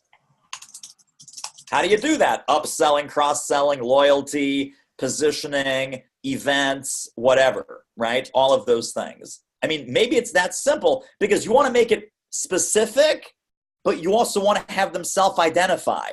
If they don't self-identify with premium brand, oh, that's not us. If they don't how important is getting with all of those things, then we're going to lose potential attention. So how does that work then in terms of getting things like the word sales in there? Well, I think getting and keeping premium customers, that's you need to have the word sales, that's I guess. Customer service, that's retention, that's loyalty programs. You don't need to spell it out. Maybe if one of your programs that's in your portfolio is a sales program or a sales training program, that makes perfect sense because that's customer acquisition. And then you've got customer loyalty, and then you've got upselling. Yeah, I'm just sales though. Yeah. Well, but all of those, I wouldn't worry about labeling what you do. I would worry about labeling what they get. Okay. Because here's the other danger, right? If you say, oh, it's sales, then they go, oh, she's another one of those. She's a sales trainer. Yeah, we don't need that. We don't need sales training. However, we do need doing more business more consistently with your best customers year after year after year. It's like, yes, hello, sign me up for that. Okay. Do we call that sales training? No, I don't want to call that sales training. That totally insults it and belittles it and commoditizes it. Yeah. There's a million sales trainers, only one Julie that can help me kick ass and take names with my best customers and get more of them and keep more of them forever. Great. Good. Okay. That's great. Thank you. You're welcome. All right. Christy is up next. What can I help you with? Verbal business card is really just about, it's about positioning. We don't really talk about it necessarily, but we do talk about it in here with the mentoring. And I think someone else asked something last week and I said, hey, not all the gems are in the modules. That's why you guys are here asking questions with me. But it's basically, it's a combination of your positioning and the things that you're working on in modules 1 and 2. So is there any sort of kind of formula with that? I'm Oh, yeah, sure. So this I put in the Facebook group. The template, I'll tag you in it and throw it out there again for you. It's I work with blank who want outcome and result. And so my example is I work with small and solo business owners, that's the who want to do a better job with their marketing and get more clients. So want to do a better job with their marketing is basically the outcome. Well, so what? What do I get if I do a better job on my marketing? the ultimate result of that is get more clients or make more money or have more fun in your business or whatever I want that third outcome to be. So the 3 blanks that you fill in, I work with blank, that's your who, right? Buyer persona, who want outcome and result. And that's kind of the template that these guys are kind of working on, because from that, everything becomes easier. Your whole marketing language bank now has kind of a framework around it where if it supports that statement, awesome. If it doesn't support that statement, then we're going off track. Can I fumble around a little bit with what I think I've come Sure. to? Yeah, totally. Fumble away. What do you got? I work with home builders and real estate professionals or the real estate industry in general. So I know that, and where I've come to is what I focus on, and this I'm going to fumble here. We've come to this, the people paradigm. So I focus on people, not profits. I know I'm fumbling because I'm working with my information from, hold on, I'm looking at her email really quick. Allison is coming back. Yeah. On Monday, so. Well, she'll go through a whole kind of Q&A interview process with you to pull this stuff out. And she did. So you've had your first meeting with her. Yes, and we have a follow-up meeting on Monday. So, okay.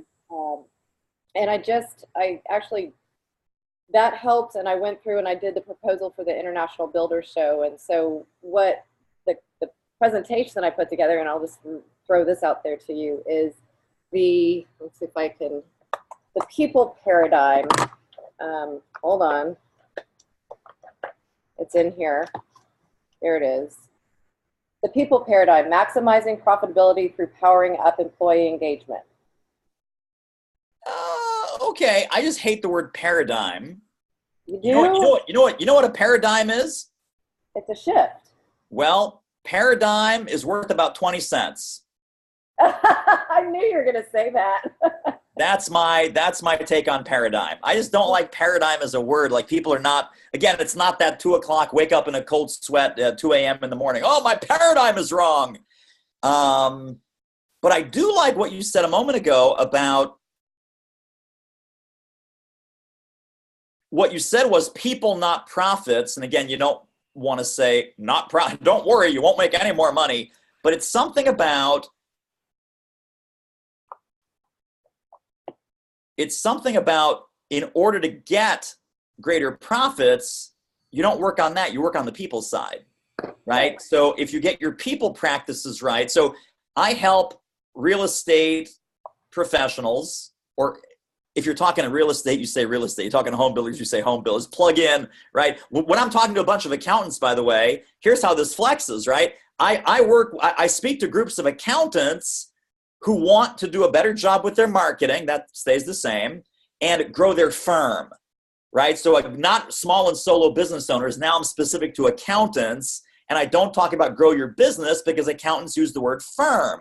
So grow their firm, right? Or grow their book of business. I'm going to use an accounting term in that. I'm going to plug that in so this becomes flexible and customizable. I would say something like,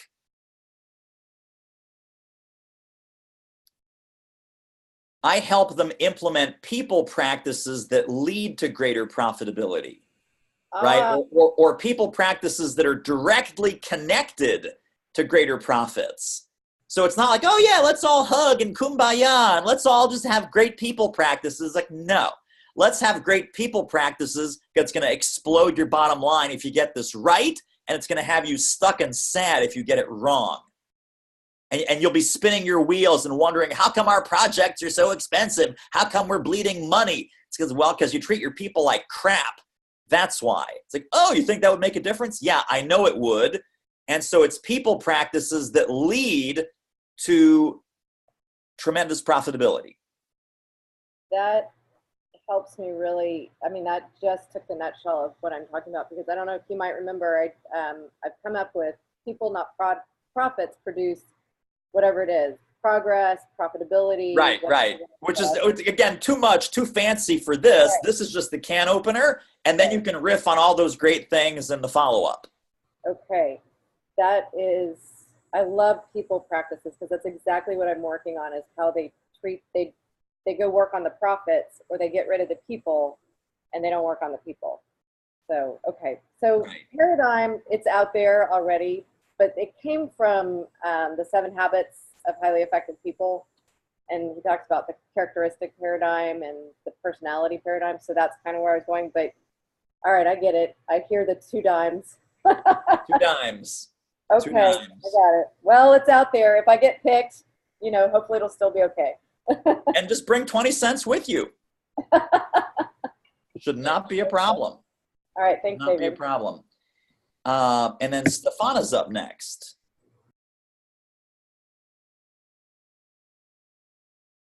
Okay. You ready? So you are pivoting. You are mid-pivot. Huge. And I can't believe I spent 8 weeks where I dropped an anchor in a completely off. I want to tell you something. I invested in your course or the program. 2 days later, I signed a $15,000 client. And I usually, I can do things like, but in my what I've been doing for 30 years. And the whole reason I signed up for this was because I was going to leave that behind and start a whole new thing and go into the corporate and where the money is and all of that. And so for the last 8 weeks, I have been pulling my nails out, basically having daily root canals, dealing with corporate, and it's been excruciating. And then yesterday you said what you said, and I'm telling you, it's like all of a sudden the lights have gone on. I'm ping, ping, ping. It's like, wait a minute. I'm like, the people, clients, like, what's, so I need help now because I know this. I absolutely have a profound ability to help my clients in an influential way, but I need to do it on a much bigger scale. Mm-hmm. And I don't know if it's because my copywriting isn't, or I don't know what the piece is. So target market wise, they're the influencers for sure, because I help my clients are powerhouses in what they do. Okay. But they have issues with their body that holds them hostage. Basically, their confidence is out. They feel embarrassed. So they're not fully stepping into their power, even though they're pretty freaking powerful. They're pretty amazing as to what they're doing. But they're coming to me for a deeper work because that's what I do, the deeper holistic stuff. I had the shingles out there of sexual abuse and trauma specialist. That's why people put on the weight. But being someone who's done this for 30 years and has over 70 certifications and modules of what I can do to help my client, I don't have a cookie cutter approach. Every person who comes to me, it's a unique premium transformation. Mm-hmm. How do I do this? How do I make that? How do I duplicate? If I could have 10 more of those clients that I signed up, I'd be in heaven. Yeah. Well, so I'm going to give you what may seem like a glib answer, but the way to get 10 more clients is to do 2 $5,500 speeches every month. And in those 2 audiences will be your next 2 $15,000 clients. But we need to be in front of the right group, right? Right.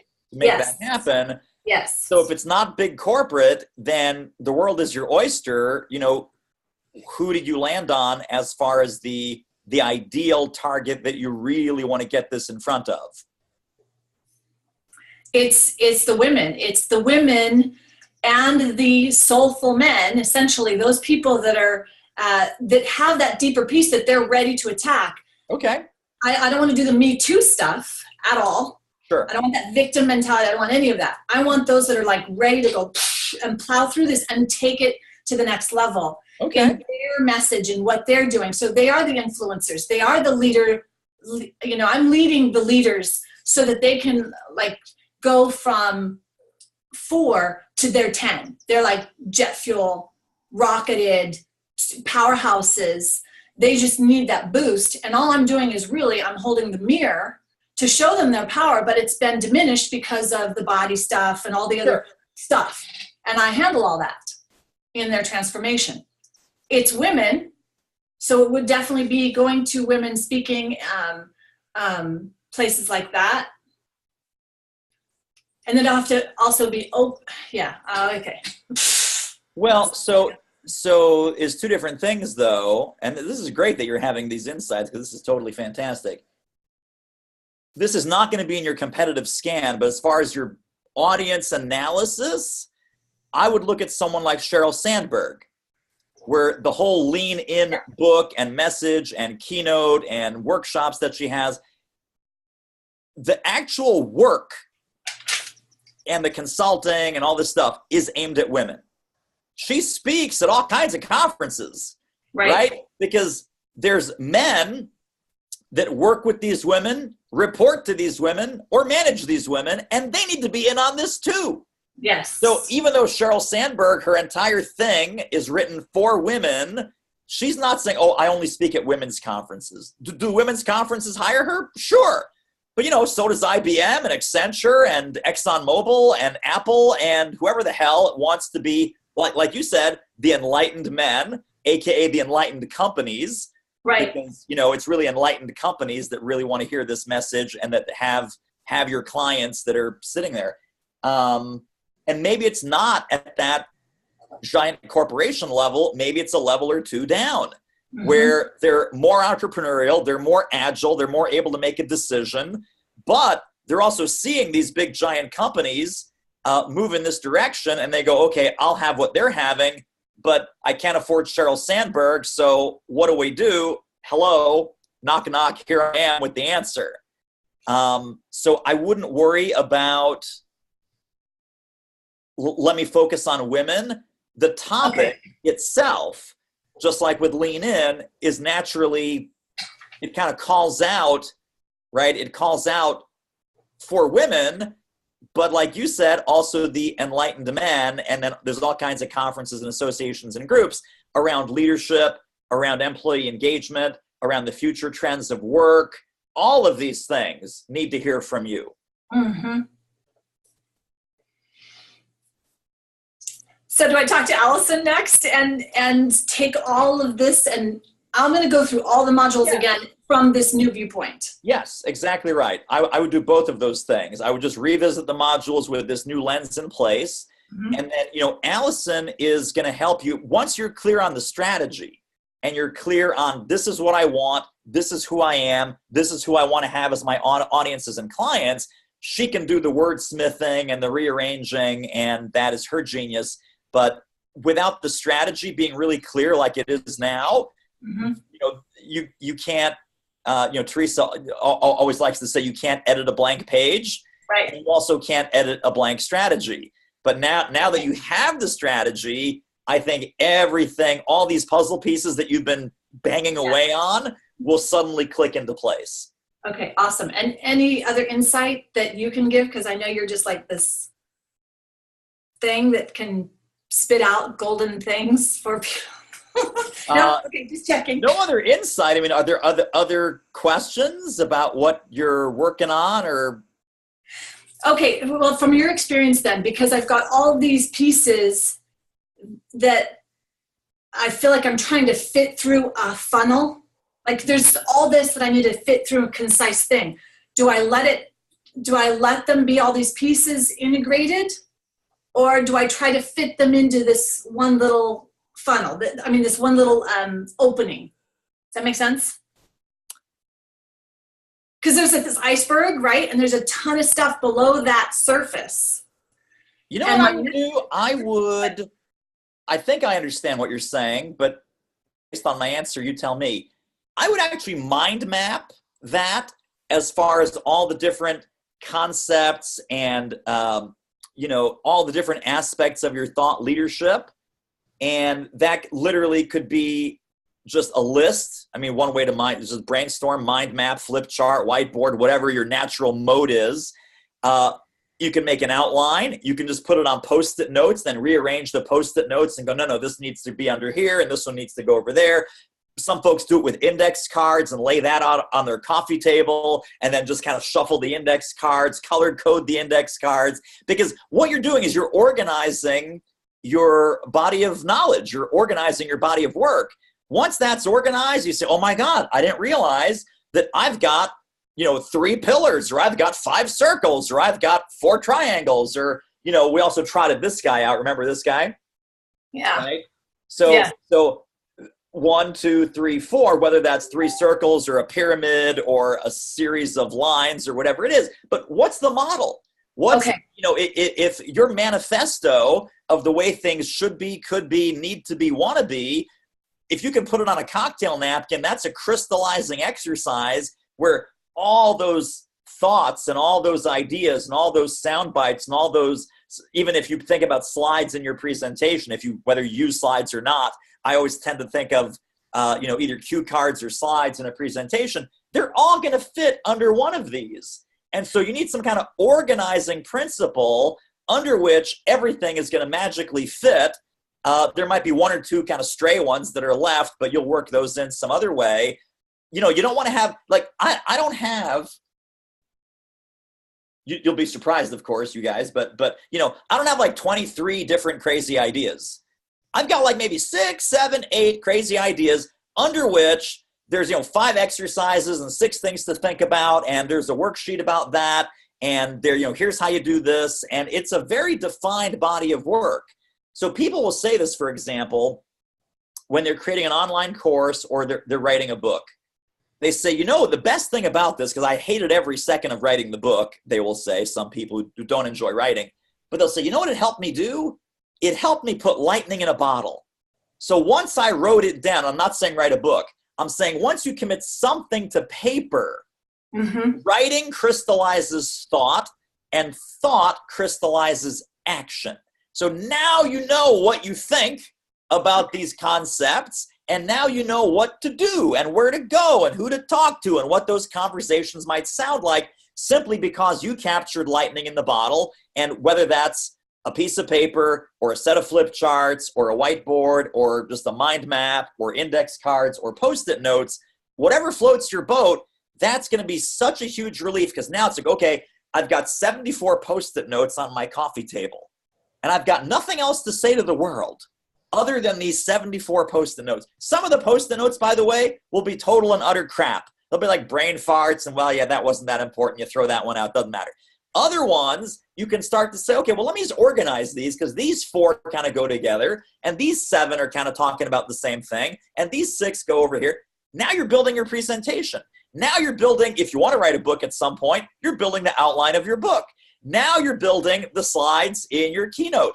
All of this stuff's going to start to come together, because that's the organizing principle under which all these disparate ideas live, but now they don't live in 23 different places. They live in 5 or 6 or 7. Right. So just say yes or no on this. My book is called Model for Business. The program is C4 Mastery, Confidence, Clarity, Confidence, Credibility, and Celebrity. The master program is called Your Center Stage. That's the package I sold. So that was my kind of a small business, small, large, medium, small, medium, large, extra large. Okay. Okay. Is that goofball? No. So remember when you say it's better to be clear than clever? Yeah. Are those clear? Model for Business is my book for women that based on having an image, because the image is important. Give me the 4 building blocks under that. C4 Mastery is the program. Okay. It's clarity, confidence, credibility, and celebrity. Those are the 4 key pieces I work on with people. And then the master program, working privately, is Your Center Stage. So I help the person get their whole image, everything from start to finish, transform their bodies, transform their whole thing to the end result of them, whatever transforming their life, looking like, could be anything. People have gone through divorces, people have had whatever they've got, and transform their life into whatever. So that's not cheeseball? Okay. Anytime you say, give me a yes or no answer, it's like, wow, I only get to say one word? Okay. Oh, no. Sorry. It's not cheeseball. No, it's good though, because otherwise there'll be another 10-minute answer. Yeah. No, it's not cheeseball. So go with it then. Maybe Yeah. talk to Allison about it. Yeah, well, yes and. I mean, also validate, right? Do a little bit of asking for air and kind of validate this idea. I like what you said about going through the modules again with this new lens, because there may be some gaps that you kind of forgot that, oh yeah, I should do this. And oh yeah, there's this step. And, just make sure that everything is kind of, singing from the same hymnal, so to speak. Yeah, it's amazing how I was going to abandon all the stuff I've worked on for so many years. And here it is right there in my own backyard. And okay, thank you so much. There you go. You are so welcome. So, Julie, you have a question about the website? Do we have time? Only for you. My website started out as a way to build a platform for my book. Mm-hmm. And my book was really meant as a parenting book, although it's really for anyone. My primary audience was parents. And now I'm using what I learned writing that book and what I wrote about in the book to help people with, build allies within their companies for their LGBTQ employees. So I have what was my speaking page, which used to be a list of my book tour and the more. What's the domain? The domain is, it has two domains. It's juletarney.com and mysonwearsheels.com, which is the name of my book. Yeah. So I would not use the same website for both, because this is a different angle and a different topic and some different messaging. So you're saying that these redirect to the same website? Yes. So I would take the julietarney.com website and just make that a separate speaker website. And that's all about you and your speaking and your other investable opportunities, ways to work with Julie, keynote, seminar, workshop, training, whatever you have going on there. So in other words, I wouldn't tie your entire online presence to the book or kind of reverse engineer things tied to the book. I think that would just kind of restrict you too heavily. I think, what I'm trying to do is I think I will get to that point where I can do that. So right now the header on the website is a rotating header, and it talks about the book, it talks about me, it talks about me as a speaker. So those things like flash. My speaker demo video is right underneath, and then my blog is underneath that. And I'm trying to find a way to start writing my blog to be more to tie into more business and company oriented topics that I think could also be of interest to parents, because a lot of parents are working.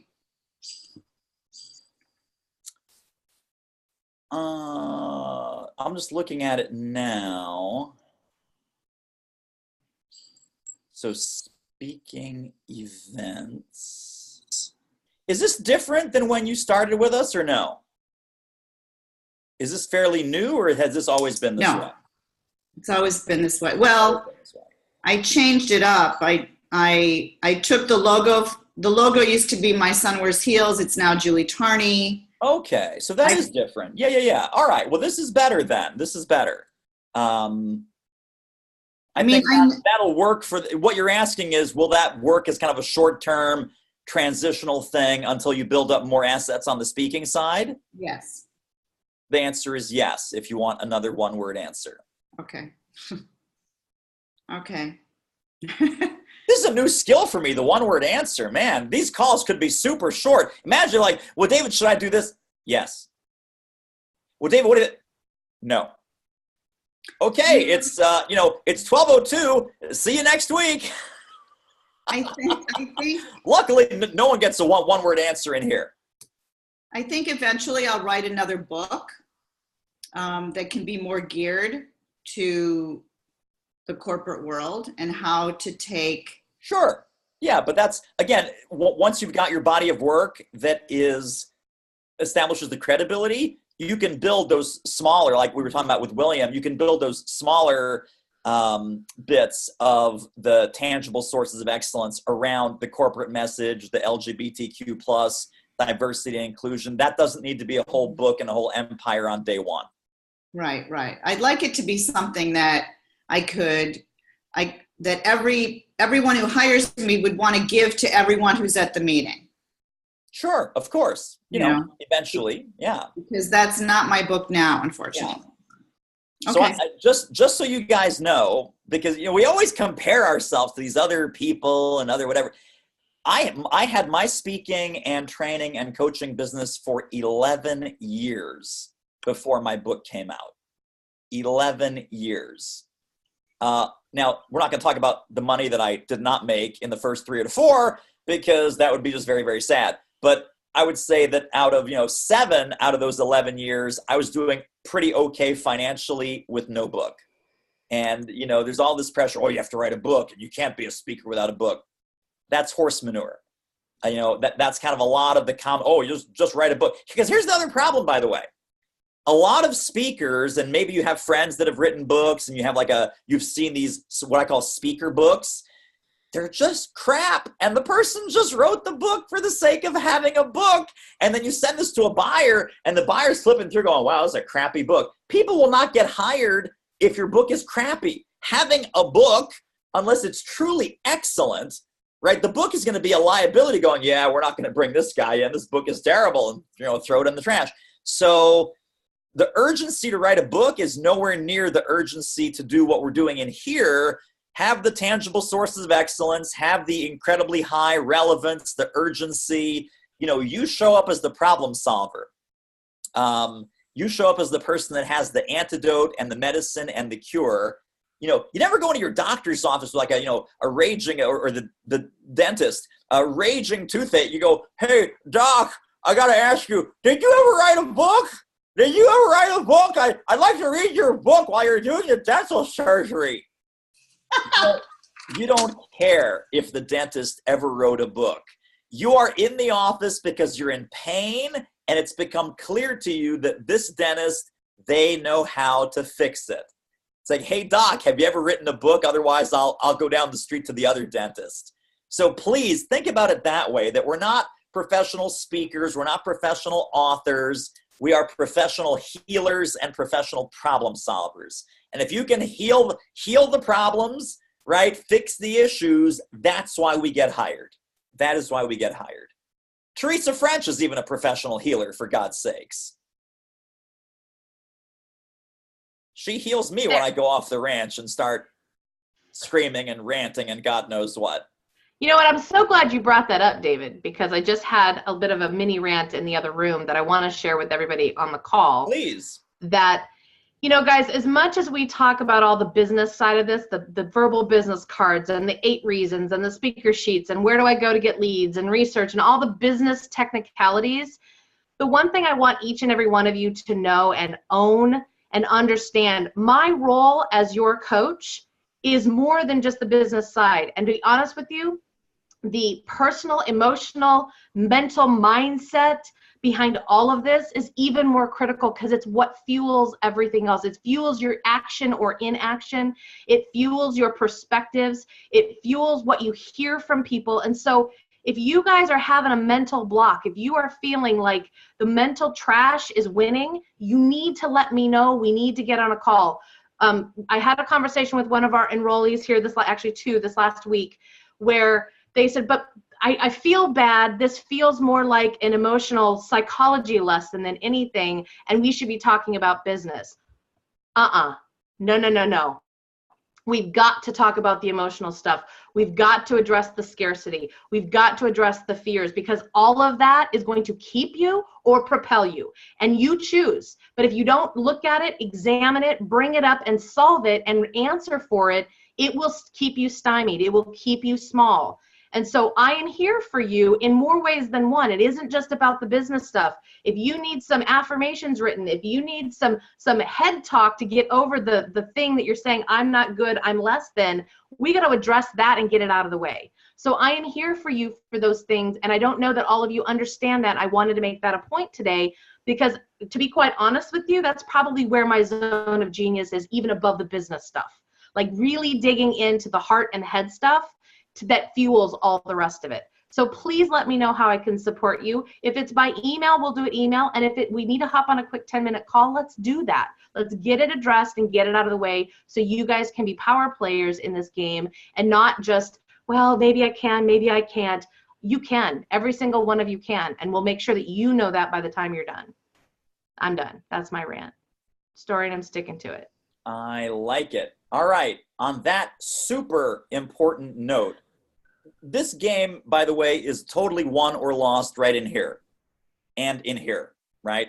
So if your head's not right, if your heart's not in this thing, that's what Teresa's talking about. We can teach you all the tactics, the tools, the scripts, the methodology, the outreach, the negotiating, the fees, whatever.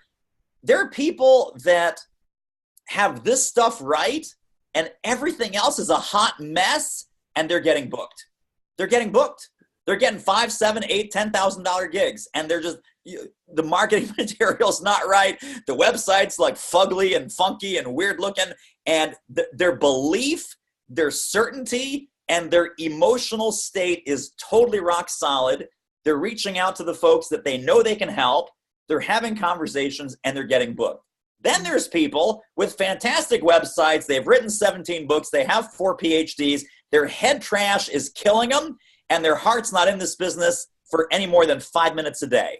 And the second it gets hard, they quit. So it's not about the fancy, the crazy, it's exactly what Teresa said. I cannot back that up enough strongly enough, or I can't even speak anymore. I'm blithering now, but it's absolutely true. Like my dad always said, he said, a decision and your success is 6 inches away. Just 6 inches between here and here. Yeah, absolutely. And I also love Fred's comment here about the lights will never be all green at the same time. Amen to that. Absolutely. We go anyway. And we're here to help you guys go anyway. That's our new hashtag for today. Go anyway. Hashtag go anyway. Go anyway. So make sure to post your distinctions, your ahas, your big takeaways from today's session, both from Teresa and from me and from each other that you got. I always say, if you write it down, you get to keep it. You get to keep it. If you don't write it down, it goes away like little birds. So you don't want to do that. And do post that in the group. Make a post here within the next couple of minutes. Keep it, nail it, and then we'll talk to you on Thursday. All right, guys. Go kill it. Thanks, everybody. Bye-bye.